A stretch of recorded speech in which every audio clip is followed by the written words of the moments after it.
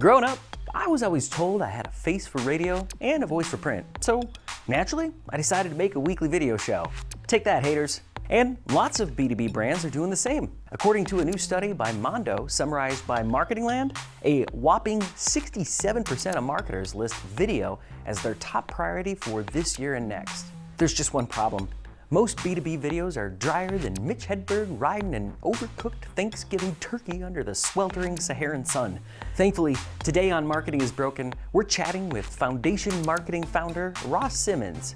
Ross will tell us which channels are best for B2B video, how we can all make better, wetter videos, and hopefully, what to do if you can't forget the voices of your childhood bullies. Cheers.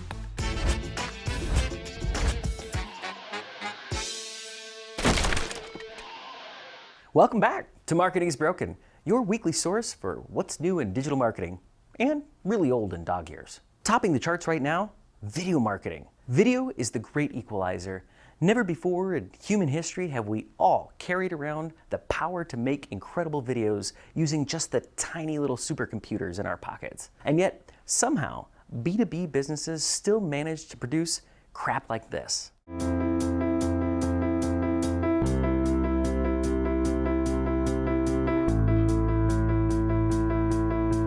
Now that's truly riveting media. If you grew up in an underground bunker in the 40s with only a creepy straw doll named Chester for company. And nightmare fuel. For top performing marketers, the video bar is higher. A few things contribute to video's growing popularity in marketing, sales, and customer success. Number one, lower production costs mean it's easier than ever to create a great video. Number two, more people are consuming video at work. Look boss, no hands. And number three, new tools and software have enabled better video conferencing and new channels to share. So how can your business play catch-up in this already competitive video space, especially if Chester's more your speed? We brought in digital marketing consultant, speaker, and regular video creator Ross Simmonds to share his ideas. What are the hottest channels for B2B right now, and what tactics do you see companies using in each one? Yeah, so there's no question that when it comes to B2B, LinkedIn is still one of the kings of the entire social media and digital marketing channels, right? Like LinkedIn tailors itself towards B2B professionals. It tailors itself to people who want to do business. So there has been, without question, a rise in the popularity of LinkedIn recently, and it's showing no signs of slowing down. LinkedIn has quickly modified its space in the social media world by opening up the network so it is no longer just you and the people who you are connected to. You can now literally be connected to anyone simply by producing and creating content that your industry would be interested in. So LinkedIn has recently also announced that video is something that you can upload to LinkedIn. You can do video live. They're looking at considering even stories. There's rumors around that. I think that LinkedIn, when it comes to video, is something that everyone needs to keep their eye on, and every B2B brand should consider investing in. Outside of LinkedIn, a lot of people think that channels like Facebook are too B2C and that they can't embrace them and that they don't work. But in reality, everybody is a human, and you might be wearing a suit and tie during the day, but in the evenings, you're scrolling through Facebook and you're looking at cat photos, you're watching what your friends from high school are doing, you're engaging in human natural things.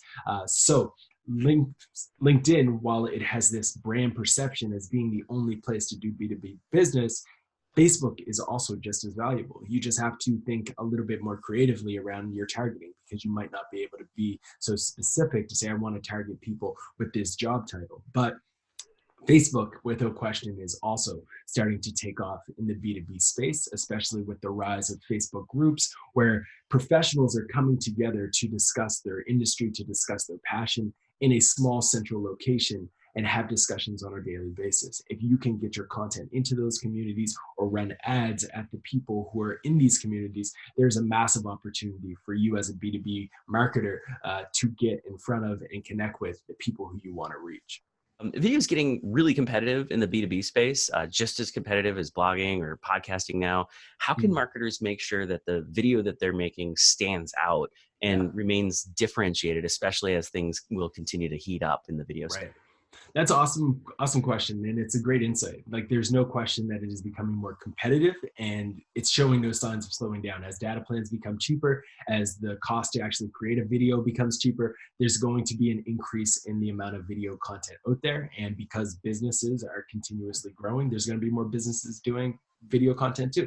So the best way to differentiate yourself, there's a few things that I always suggest that brands consider. First and foremost, you really need to start by understanding your customer and the people you're trying to reach, and you have to unlock what we would call content user fit.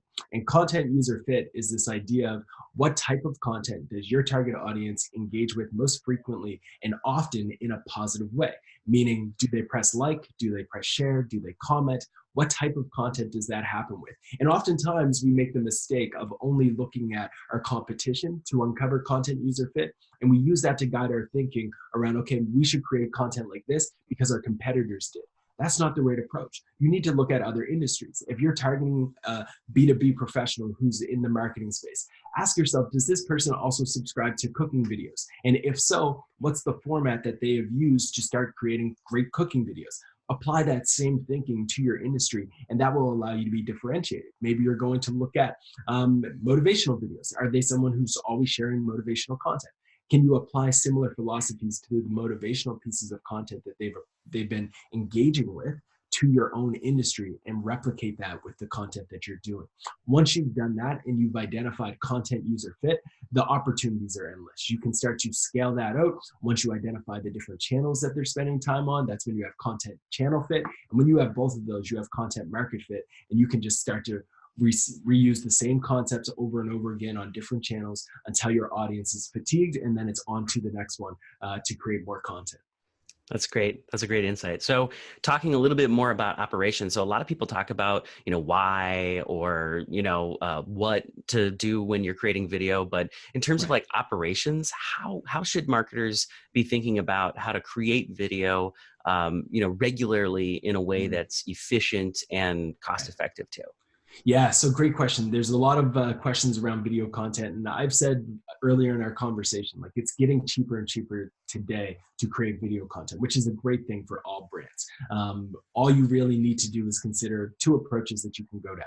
You can either have a content marketing engine within your organization where you have an in-house resource who understands video, understands storytelling, understands editing, and they are executing on your video content on a regular basis. That is a great approach for organizations who have the budget to do it, but also have the insights internally to plan a content calendar around video. There is, without question, a lot of value in having that person in-house, and they don't always have to be full-time. It could be a part-time role that you hire for, a video content marketer or whatever that may be. You bring them in and they are going to help you with the execution. On the flip side, the other opportunity is that you work with partners. You work with freelancers, you work with agencies, you work with people who have worked in your company before and may have left, but they have that understanding of video content, whatever it may be. You start to work with partners who can assist with the actual development of these video pieces.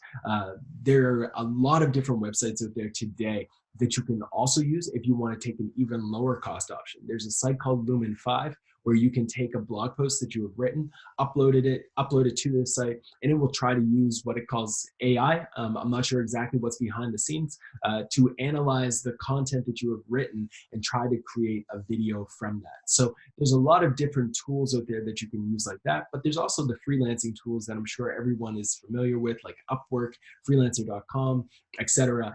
You can go to those resources, Fiverr, and you can go to those sites as well to kind of consider whether or not there's an opportunity for you to embrace that type of a model as well. That's great. So many different options there. Ross Simmonds, thank you so much for your time. I appreciate it. Thanks for having me on. I hope your audience gets a lot out of this. That's it for today. I want to know, are you a video maven, or would you rather be locked in a bunker with Chester than try your hand at the video game? Let me know in the comments. Hey, it's Josh from Brandish Insights. Thank you for watching Marketing is Broken. If you like this week's episode, please click below to subscribe or check out other episodes. And if your company could use more insights around your branding efforts, check out brandishinsights.com.